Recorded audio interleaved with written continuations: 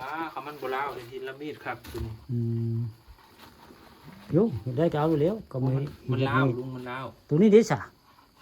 ตัวนี้เพิ่นบ่งามบ่เหลี่ยม บ่ ตัวนี้เหลี่ยมคือหักเล่าเด่นห้อยเล่า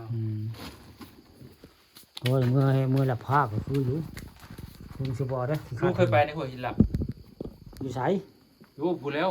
ภูบนม่วง บ่คือ มันมีชื่อเสียงโด่งดังแต่ได้ บ่โอ้ สมัยตะกี้สมัยในห้อยทมิน บ่ เขาขึ้นไปรับผ้าอยู่บนเรือ โอ้บ่จักได้ ท่านจะไปถ่ายคอนเทนต์เนาะ วิ่งบ่จักได้จังได๋มื้อนี้พาหลานชายมาเที่ยวถ้ำเที่ยวพิวพี่น้อง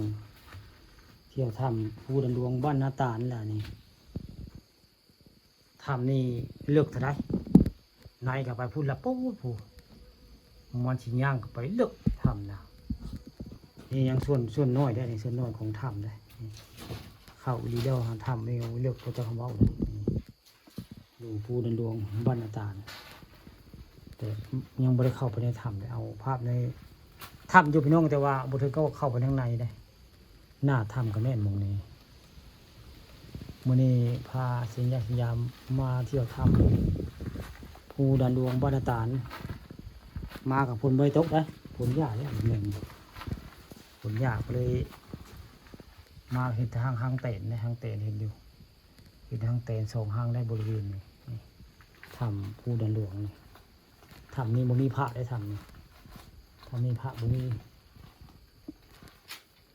จุบแล้วจะร้านเข้าได้สำนี้บ่ ตัวนี้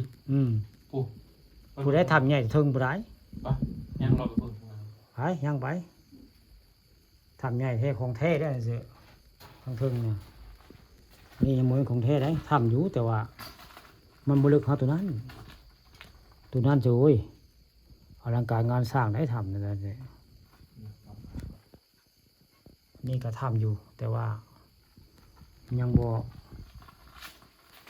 ริลึกเขาตัวนั้น ถ่ายคลิปเดียวลืมถ่ายคลิปเดียว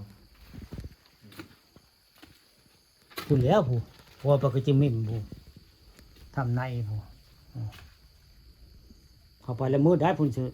ยานี้เข้าไปพุ่นได้เปิดแบตได้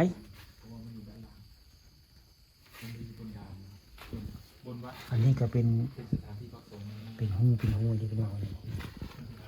โอ้เป็นหูนี่เป็นหินตัวนี้นี่เป็นหูแบบนี้ได้ทางภูดันดวงนี่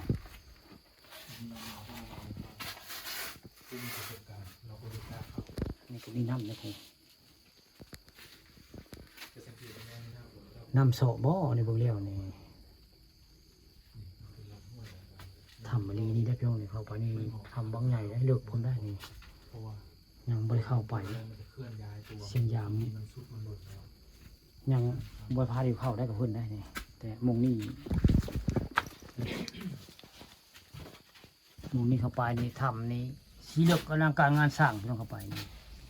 แต่ตอนนี้ฮะบริเวณว่าทำเลือกก็ได้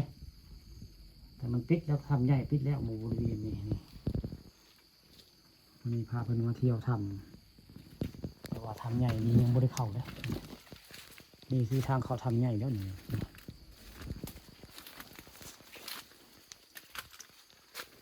นี่แล้วจะลานทางเขาทำใหญ่แล้วนี่เข้าไปนะโอ้ย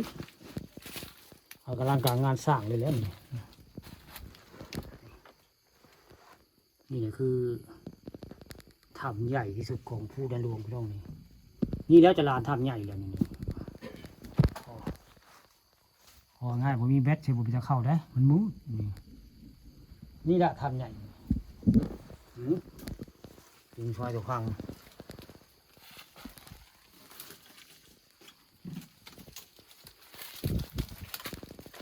มาลุงคนบริการเข้าได้ยังไง